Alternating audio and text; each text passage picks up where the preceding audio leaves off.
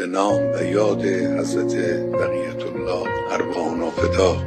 خود ایشون بهار دلها و تراوت دوران هاست. السلام علیک ایها العلم المنصوب و العلم المسبوب و الغوث و الرحمة الواسعة وعدا غیر مکذوب.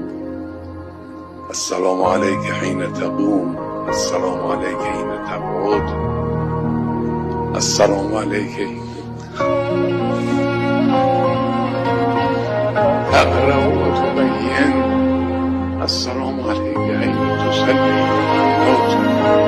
السلام علیک حین ترکع تسجد، السلام علیک حین تهلل و تکبر، السلام علیک حین تحمد و تستغفر.